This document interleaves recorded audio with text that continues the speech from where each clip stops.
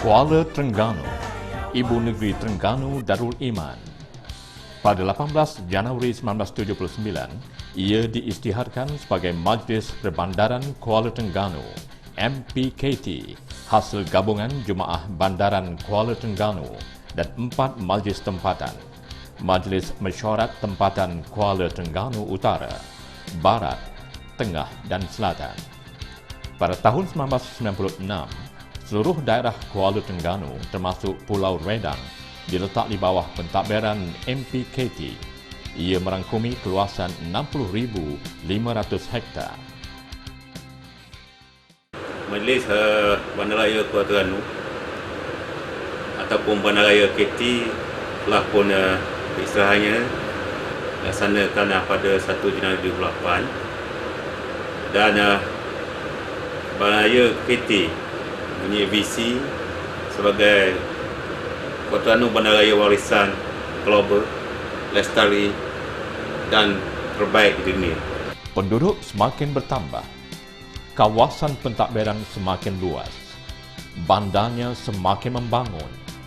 Hari ini, Kuala Terengganu berkembang begitu pesat, membolehkannya dinaik taraf, menjadikannya Bandar Raya Warisan Pesisiran Air.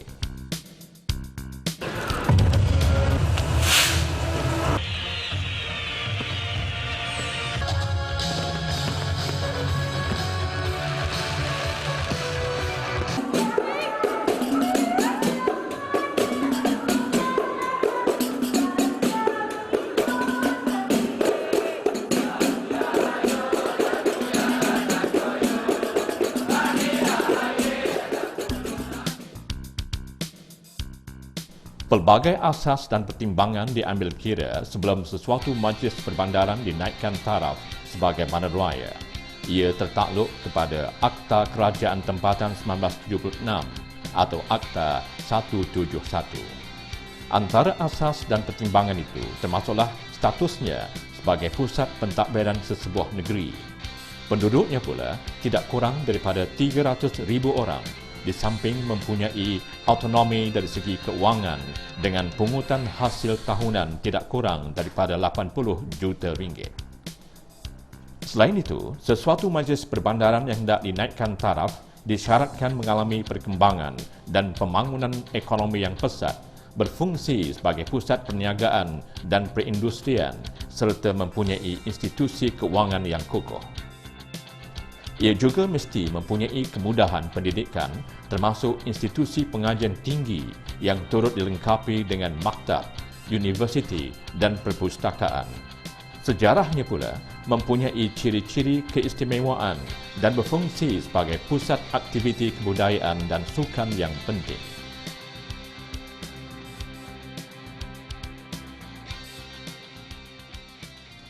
Mengapa Bandar Raya Warisan Pesisiran Air? Sudah sekian lama Kuala Terengganu menjadi salah satu pusat warisan, kebudayaan dan kesenian Melayu yang terunggul. Songket dan batik serta keropok dan tembaga banyak dihasilkan di bandar raya ini. Warisan itu tersohor di segenap ceruk rantau. Ia pernah menjadi pusat pembinaan bot kayu yang dikagumi sepanjang perjalanan sejarah dan berlayar ke segenap teluk dan pulau di pesisiran Nusantara. Tradisi maritimnya diteruskan sehingga ke zaman ini. Contohnya, pertandingan perahu layar antarabangsa Piala Monsun Terengganu yang menarik minat pelayar seantero dunia untuk datang dan menjadikan Kuala Terengganu pusat sukan layar antarabangsa. Kuala Terengganu memenuhi semua syarat yang terkandung di bawah akta itu. Justru, keputusan menaikkan tarafnya sebagai bandar raya merupakan langkah yang sangat bijak lagi tepat.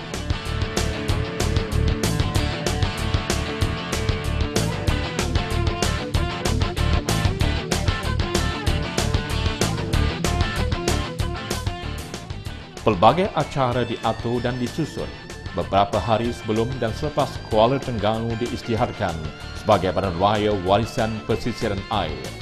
Ia bermula pada petang hari terakhir tahun 2007 dan selesai pada malam 5 Januari tahun 2008.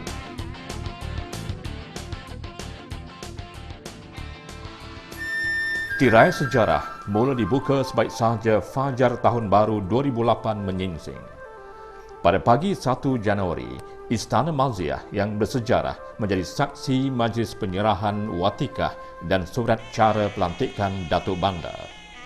Ke bawah Duli Yang Maha Mulia Pemangku Raja Terengganu, Tengku Muhammad Ismail, Ibni Al-Watiku Billah Tuanku Mizan Zainal Abidin berkenan untuk menyempurnakan pengurnian itu. Majlis turut dihadiri oleh Menteri Besar Datuk Seri Idris Jusoh dan Timbalan Menteri Perumahan dan Kerajaan Tempatan Datuk Hajiah Azizah binti Datuk Seri Panglima Haji Muhammad Dun. Yang berhormat Timbalan Menteri mempersembahkan watikah pengisytiharan Majlis Bandaraya Kuala Terengganu, Bandaraya Warisan Pesisiran Air. Duli Yang Maha Mulia Pemangku Raja kemudiannya berkenan menyerahkan surat cara pelantikan kepada yang berusaha Datuk Mat Razali Kasim selaku Datuk Bandar yang pertama. Baginda seterusnya berkenan mengalungkan Datuk Bandar dengan kalung jawatan dan menyerahkan cokmar kepada Datuk Bandar.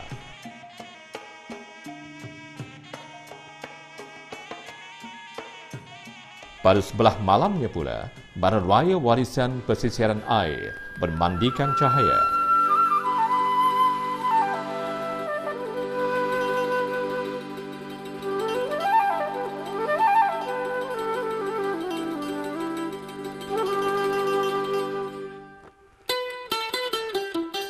Yang amat berhormat Menteri Besar menghadiri upacara pengisytiharan Kuala Terengganu sebagai Bandaraya dalam satu majlis penuh bersejarah yang diadakan di dataran Shah Bandar. Pada majlis ini, beliau secara simbolik menyarungkan keris dalam sarung gergasi.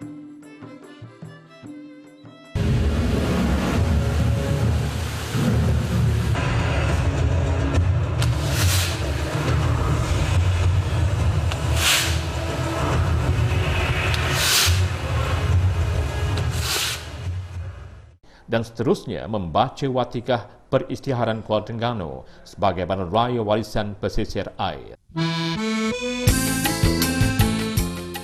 Serentak dengan perisytiharan ini, Yang Amat Berhormat Menteri Besar turut melancarkan Tahun Melawat Terengganu 2008. Temanya, di mana alam semula jadi memayungi warisan.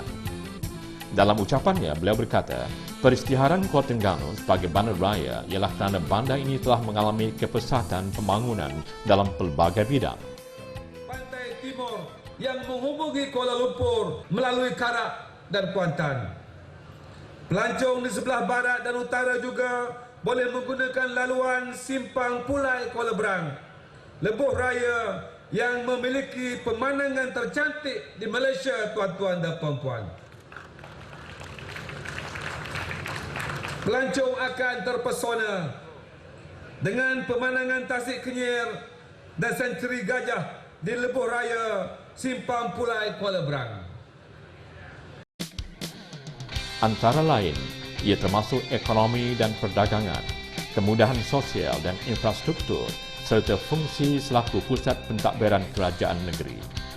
Beliau mengucapkan terima kasih dan memberi penghargaan kepada Kerajaan Malaysia kerana telah memberi pengiktirafan kepada Kuala Terengganu sebagai Bandaraya. Majlis turut diserikan dengan pelancaran logo Majlis Bandaraya Kuala Terengganu.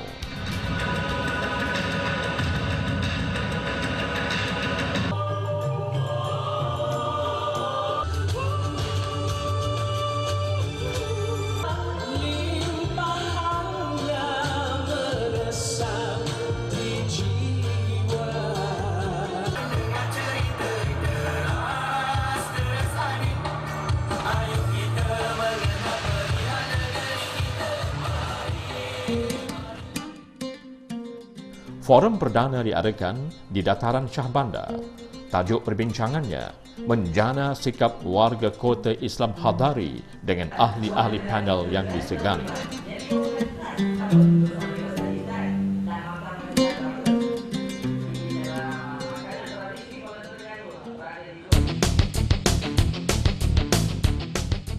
96% daripada penduduk Bandaraya Warisan Pesisir Air terdiri daripada orang Melayu beragama Islam.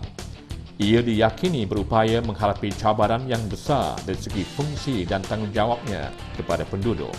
Ini termasuk penyediaan infrastruktur, perkhidmatan bandar dan lain-lain sejajar dengan tarafnya sebagai sebuah bandaraya.